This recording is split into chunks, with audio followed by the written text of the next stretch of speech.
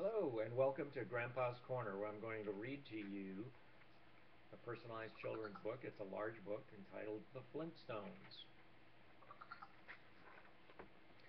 Raymond Everett Delworth joins the Flintstones in a Yabba Dabba Doo adventure. With love from Mom and Dad.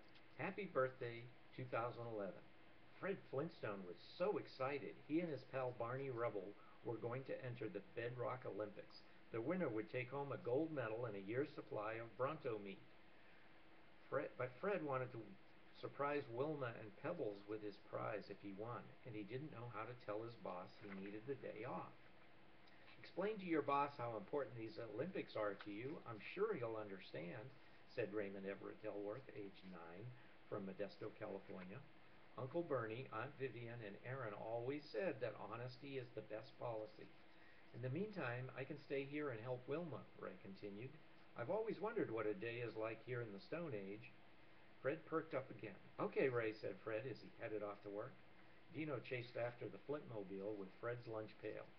Don't forget your lunch, Fred, Wilma shouted after him. Honestly, he'd forget his head if it wasn't attached to him. When Fred got to work, he started looking for his boss from on top of his Dino dozer.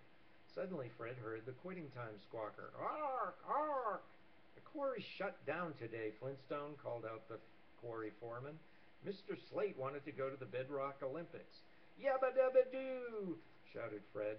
Bedrock's Olympics! Here I come! I can't wait to see how some of your Stone Age stuff works, Wilma, said Ray. As he and Wilma went back into the house. How about if I show you how we clean in the Stone Age? Asked Wilma. Sure, said Ray, uncertain that house cleaning could be fun. Look, Ray, here's my vacuum cleaner, Wilma said as she walked a baby mammoth across the floor. Ray was amazed at how much dirt it sucked up with its trunk. And you'll love the way we hang our clothes to dry, Wilma continued. Ray giggled when he saw Wilma using bird beaks as clothespins. Boy, housekeeping really can be fun in the Stone Age, laughed Ray. Yes, I suppose it can, said Wilma. Well, I better go do the grocery shopping now, or there won't be any dinner tonight. Uh-oh, thought Ray. If Wilma accidentally bumps into Fred at the Bedrock Olympics, it'll ruin the surprise.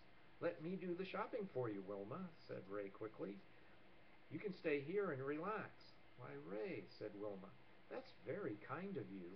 Ray rushed out to do the shopping and see how Fred was coming along. Fred's lucky day was turning sour. He had only finished third in the boulder toss. What am I going to do, Barney cried Fred. The next events are bowling, golf, and baseball. I have to win them all if I want that Bronto meat and gold medal. I don't have any ideas, Fred, sighed Barney, but I bet Ray would know what to do. I'm right here, called Ray, running into the bowling alley. It's all right, Fred, just try your very best. I know you can do it.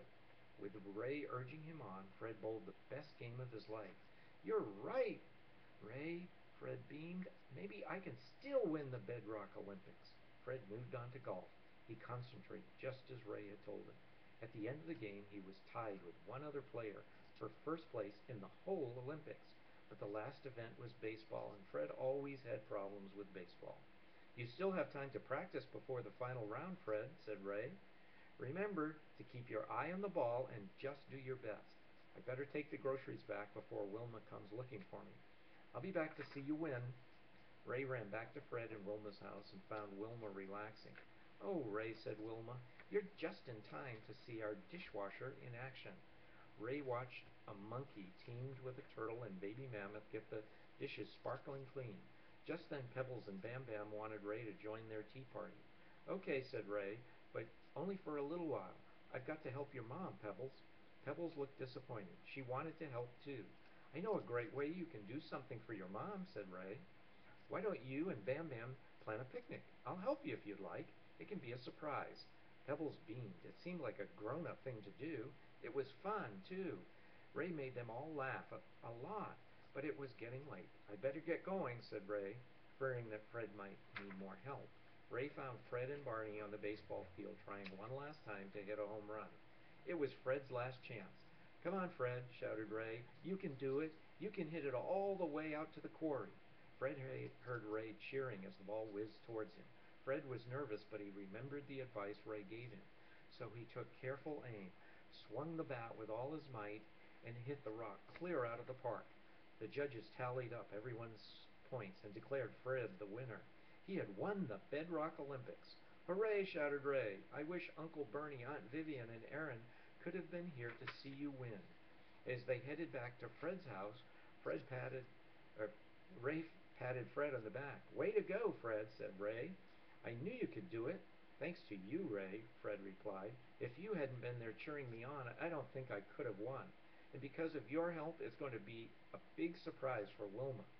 "Wilma will be so proud of you, Fred," said Ray. "Yeah," said Fred, shaking his head. "Wilma's never going to believe this, and I can almost taste this juicy Bronto meat."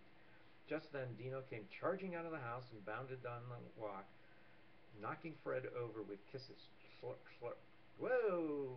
cried Fred. "Hold on there, Dino. Down, boy. I know you smell something good, but it's for Wilma." "Hurry, Fred," called Ray.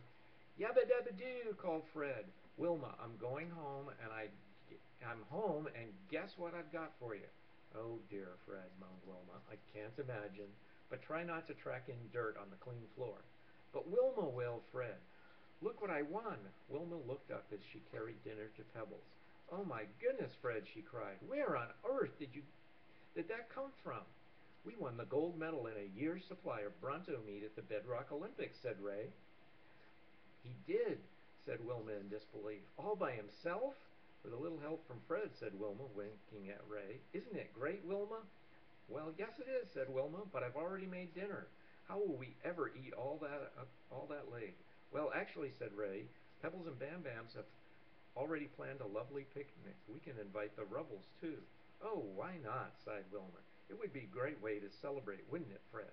"Well, what are we waiting for?" Fred said. "Let's go. I'm starved."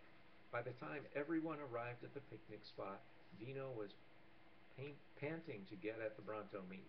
It looked delicious. No sooner did Fred and Wilma put all the food out on the woolly mammoth blanket than Dino snatched up the Bronto leg and started chomping on it. "Dino," cried Fred, "that's not for you. I won that for Wilma." But it was too late. It was Dino's now. "Don't worry, Fred," said Ray. "I brought my favorite picnic food from back home in Modesto, California. Peanut butter and jelly sandwiches. I eat them all the time with Uncle Bernie, Aunt Vivian, and Aaron. They're delicious and just the right food to celebrate your Olympic victory." Fred bit into one and smiled. "You're right, Ray," said Fred. "They are delicious." Soon everyone was enjoying the sandwiches. It was a great picnic after all, and Dino finished off the hard-won Bronto leg and settled down for a nice gnaw on the leftover bone. "Thanks, Ray, for helping us all have a special day," said Wilma. "Yeah, thanks," chimed in Fred. "I had a great time too," said Ray. "I can't wait to tell everyone back home about the Bedrock Olympics and all the fun you can have in the Stone Age." The end. This book is again a large book, and you can order it at readpersonalizedbooks.com. Thank you very much, and enjoy this book.